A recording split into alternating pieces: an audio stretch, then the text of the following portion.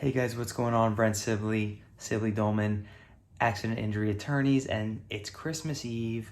I had a super hectic day, but it's the third night of Hanukkah, and I promised you guys I was gonna do a settlement story every night of Hanukkah. And so I'm here and I'm ready, and I just snuck out of the room that we're doing, that we're actually here first. So we got the baby. So anyway, this is a really interesting case. This was a Uber pool case. My client was a very attractive young female, and she got in the back of an Uber pool, and if you remember how Uber pool works, I don't know if it still exists, but back then you could get paired up with other people randomly who were on the same route as you, and you guys would basically split the fare. So instead of paying the full private fare for an Uber X, maybe it was 30 bucks. Instead, you could get an Uber pool for like 15 or even less. It used to be really cheap. Anyway, she gets in an Uber pool, and then they pick up a construction worker, dirty guy, messy guy, manly man. He gets in the car and he begins to, and she's like a model, basically. That's how attractive she is.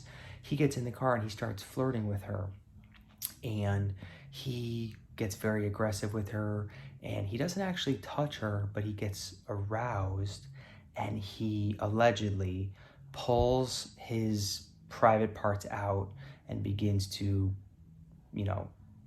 that's all enough to be said about that. So my client screams, the Uber driver that was driving pulls over, the offender tries to get out of the Uber pool. He tries to get away from the scene by requesting another Uber to come to the scene to be his getaway vehicle.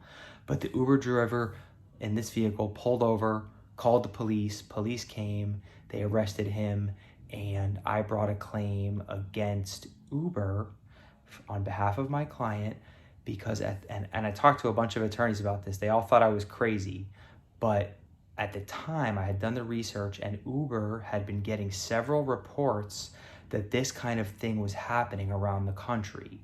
And there were sex offenses happening, people were drunk, a lot of stuff was going on, and they hadn't really acknowledged it yet, and they hadn't really told people, they had no safety protocols. So I said, I think Uber's got to do something about this, and I think they have responsibility to acknowledge that they need to implement some safety measures and stuff that they're not doing, because this is a dangerous system that they have here.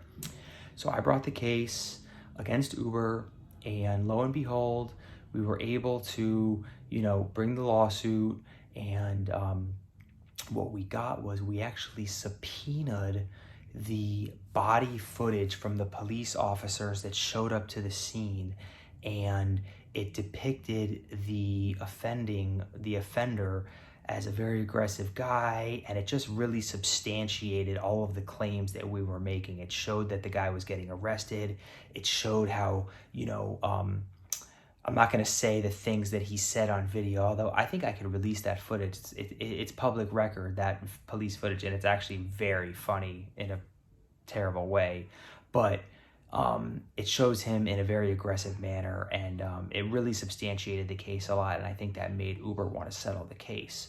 So we're not able to talk about how much this case settled for, but it did settle amicably between all parties, and my client was very happy that I was able to make a case for her out of a situation that, was a very weird situation. Luckily for her, she didn't get touched at all, but it was still traumatizing for her to have to go through that whole thing, and she wasn't even from America. She was here visiting. So talk about crazy cases. So that's my update. That's case number 2 in the 7 nights of settlements. I thought you guys might like that one. Have a great Christmas Eve tonight. Be safe. Noche Buena down here in Miami for everybody celebrating. I love you guys, and I'll see you tomorrow night. Brent Sibley Dolman. Merry Christmas, Christmas Eve, guys. Have a good one.